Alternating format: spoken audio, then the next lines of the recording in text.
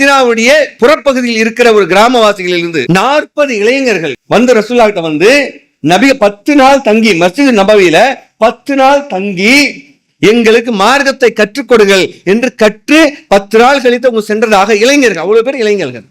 அந்த இளைஞர்கள் மார்க்கம் வந்து சேர்ந்திருந்தாலும் இன்னும் கூடுதலாக என்னென்ன வாய்ப்பு இருக்கிறதோ அவைகளை தெரிந்து கொண்டால் நாம் எளிமையாக சொர்க்கம் சென்று விட முடியும் என்ற நோக்கத்திலே இளைஞர்கள் எல்லாம் இஸ்லாத்தை மேலும் அறிவதற்காக பள்ளியில் முகாமிட்டதாக செய்திகள் வருகின்றன, படிக்கின்றோம்.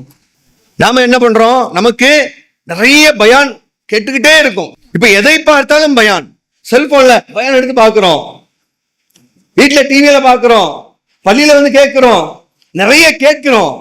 கேட்ட அளவுக்கு நடைமுறைப்படுத்தப்பட்டிருக்கான்னா நமக்கு என்னன்னா இன்ட்ரெஸ்டிங்கா இருக்கணும். எனக்கு தேவை, நான் வந்து கேட்டா எனக்கு செம்ம இன்ட்ரெஸ்டா இருக்கணும். அவர் பேசும் பொழுது அவர் அள்ளி போடுற அந்த கதைகள், உதாரணங்கள், இவைகள் எல்லாம் அப்படியே மெய் சிலிர்த்து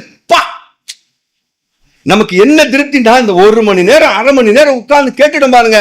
நம்ம என்ன நினைக்கிறோம்? சரியான அமல் செஞ்சிட்டோம்ப்பா. அமல் தான், நான் கொச்சைப்படுத்த விரும்பல, நிச்சயமாக இருக்க வேண்டும் தான், தவறல்ல.